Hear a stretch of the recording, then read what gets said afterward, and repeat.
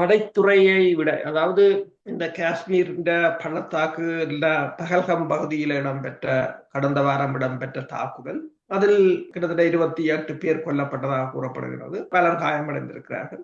காஷ்மீரை பொறுத்தவரையில் இந்தியாவிலேயே மிகவும் பாதுகாப்பான ஒரு பிரதேசம். கிட்டத்தட்ட 11 காஷ்மீரிய மக்களுக்கு ஒரு இராணுவம் என்ற ரீதியில் குவிக்கப்பட்டுள்ள இடம்தான் அது. இந்தியாவின் புலனாய்வுத்துறையின் தோல்வியாகத்தான் பலரும் இந்திய படை ஆய்வாளர்கள் கூட கருதுகிறார்கள். ஆனால் இந்தியா இந்த விவகாரத்தை கையாண்டது ஒரு உள்ளூர் அரசியல் விவகாரமாகத்தான் இது மாற்றமடைந்திருக்கிறதே தவிர இந்திய நலன் சார்ந்ததாக இல்லை. இந்தியாவின் நடவடிக்கைகளை அனைத்தையும் நீங்கள் பார்த்தீர்கள் என்று சொன்னால், உடனடியாகவே பாகிஸ்தானை கையை நீட்டியதும், பாகிஸ்தான் மீது தாக்குதல் நடத்தப் போவதாக கூறியதும், உடனடியாக இந்தியா மேற்கொண்ட நடவடிக்கைகள் அனைத்துலக ரீதியாக ஒரு இந்தியாவுக்குத்தான் மிகவும் ஒரு பாதகமானது.